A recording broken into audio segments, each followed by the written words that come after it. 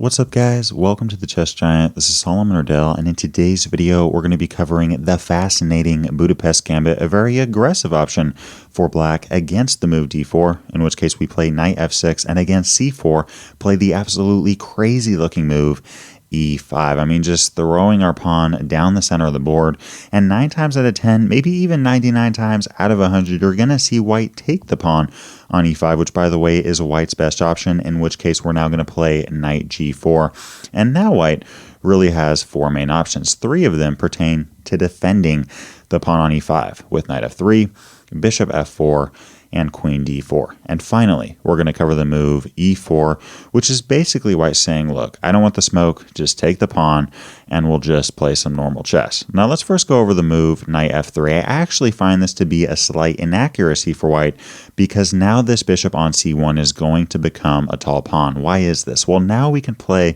bishop c5, and yes, we do want to play knight c6, but the reason we play bishop c5 first is that now threatening f2, white is forced to play e3, in which case now white's dark squared bishop is very passive and can be considered a tall pawn, and now we can play knight c6, really trying to gain up on that centralized pawn. I mean, white could try to defend it with a move like queen d5, but against this we just play queen e7, and it turns out that queen d5 is simply a waste of time. So here white will probably play a move like bishop e2, in which now we can use the g knight to capture that pawn, evening out the material. And we're going to be covering the main option of knight takes e5, but I do want to mention that after a move like castling kingside, we will simply take that knight, and after bishop takes f3, bring the other knight to e5, both attacking that light squared bishop and putting some pressure on that pawn on c4. Much of the time, white will want to save the bishop and defend that pawn by playing bishop e2, which transposes into the line I'm about to show you. So again, if white doesn't take our knight on e5, we will simply take that knight on f3, bring our other knight to e5, and we're just playing chess. Now, if white does take our knight, we will play knight takes e5 and continue with castling kingside, followed by the move rook e8. This is just good fundamental chess, bringing our rook to the open file. And now much of the time, you're going to see the move b3. Why would white play this? Well, if white doesn't do this, this dark squared bishop, as we've covered, will have to play a move like bishop d2 and will simply become a tall pawn. So you'll probably see a move like b3, trying to get this bishop to become a more active piece in the game. And against this, we can now play a5. Now, yes, a5 does gain some space on the queen side of the board, and it does get a grip on b4, which is very important. But really the main idea of a5 is following the move bishop b2. We now have the crazy but very good move rook a6, a very aggressive rook lift used by master and grandmaster level players, and now this rook really does have a ton of flexibility. We can bring it to d6, attacking the queen. We could even bring it to f6 or g6, putting pressure on f2 or g2, but really the main idea of playing rook a6 is to bring that rook to h6, continue with d6, and then queen h4, attacking h2. And in the case of h3, we can now use our light squared bishop because of d6 to take that pawn. We're simply going to blow this game open, checkmate the opponent's king, and trust me guys, this is a very dangerous idea. I have beat master level players with this line.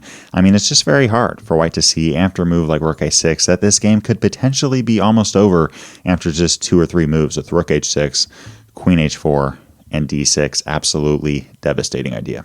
So that covers the move knight f3, in which case we're not going to play knight c6 right away, but instead bishop c5, forcing e3, and then knight c6. Let's now cover the move bishop f4, which I actually think is better because now this bishop is a more active piece and it defends the pawn on e5. Against this, we can now play knight c6, and against knight f3, play bishop b4 check, attacking our opponent's king. Now really in this position, white could play a move like knight c3. You're probably not going to see this move a ton because we can simply take that knight, giving white isolated and double isolated pawns on the a and c files. But following queen e7, white does have an interesting option, which you should be aware of, with queen d5, just trying to hold on with all of their might to that pawn on e5, and against this we can now play f6. Now if white doesn't take our pawn on f6, we're simply going to capture the pawn and be better. So following e takes f6, we're now going to bring our knight back, attacking the queen, and following queen d3, play d6, and after g3, I think most players here would just go with castling kingside and bishop g4, but I personally think that this is too passive. I think we need to play the move knight e4, really centralizing our knight and putting some pressure on the white camp. But really the main idea of playing this is to bring our knight to c5, attacking the opponent's queen, and the very next move, let's say white plays something like queen d2, knight a5. I mean, talk about a knight tango here. Knight e4, knight c5, knight a5, and really what we're trying to do here is go after these double isolated pawns, specifically the pawn on c4. I mean, white could try to defend it with a move like queen d4, but here we can simply castle kingside, continue with bishop e6, and the pressure continues to mount. I personally would much rather be black in this position. So that covers the move knight c3, and honestly moves like knight d2 or bishop d2 are just simply too passive, so you're probably going to see the move knight bd2, in which case we can now play queen e7, continuing to mount the pressure on that pawn, and there's really no way for white to defend it. And now, against the move a3, there's actually a pretty fun trap. Specifically in online speed chess games against the move a3, I recommend you quickly take that pawn on e5. Much of the time they may go, wait a second, they just accidentally hung their bishop. They're going to take your bishop, but now you have knight d3 with checkmate. The pawn can't take because the queen would be attacking the king, and in this position the king literally cannot move. We have ourselves a game over. So that covers the move bishop f4, in which case we're going to play knight c6, bishop b4 check, and queen e7, and we really do have some fun attacking chess and potentially a mate in a trap. Let's now cover the move queen d4, and honestly when I first saw this move I thought this was a very powerful option for white. I mean, it really does make our knight on g4 look awkward, and on top of that it defends the pawn on e5, but it turns out that this move is simply a mistake because of d6, both defending the knight and continuing to attack that e5 pawn. Most of the time here white is going to take that pawn on d6, and we could take with the bishop, and I still think that black is better there, but I personally really like knight c6, continuing to attack the queen.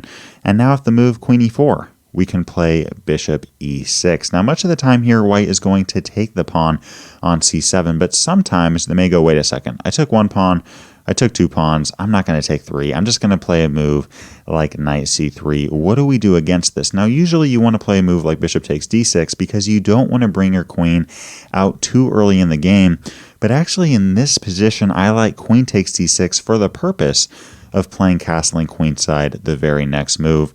And talk about the activity and development of our pieces. This is a very hard position to play with as the white pieces. For example, let's say white plays a move like bishop f4. I mean, this seems like a very logical option. White is attacking our queen. They want to bring this rook to d1. But this is a big mistake because now we have queen c5 threatening a mate in 1. Against the move e3, we simply trap the queen on e4 with bishop f5, and if bishop g3, we still play bishop f5 with the queen having just enough space to go to f4, and now we as black need to be careful because now white is threatening a checkmate in 1, but this is easily stopped with bishop d6, and keep in mind that queen g5 does not work because we can simply take that bishop and finish this game off with a checkmate because of our queen protected by the knight and this rook piercing down on d2 and d1. So queen g5 doesn't work because we would simply take that bishop on g3. So here the only move for white is really knight e5. And now we do need to be careful yet again. If we take with the knight or the bishop, white could simply take our bishop on f5 with check, and that is not going to be the best option for black. Now, we could play the move knight d4, which is actually technically the best option as we are both defending that bishop on f5 and threatening knight c2 a check, but following the move e3 and knight c2 and king e2, we got to play moves like g6 or knight h6, and things do get a little bit complicated. Sometimes in chess, guys, the best win is the simple one. I think that queen takes e5 here is simply the best move on a practical standpoint. I mean, why not just take the piece? We're up a piece for a pawn, and on top of that, I mean, talk about the activity of our pieces. Here, white really does need to take our queen, or they're probably going to get checkmated pretty soon. We can now take back with our bishop, and now following a move like rook c1, play rook h e8, and following e3, we can take that bishop on g3, continue with knight d4, and this position is honestly resignable for white.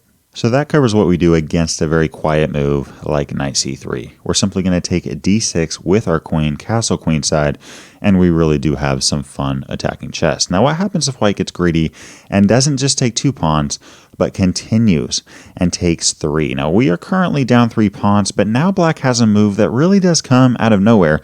We could play queen takes c7 or bishop b4 with check, but there's a really fun move that I learned from Eric Rosen with queen d1 check. Absolutely crazy. It almost seems to come out of nowhere.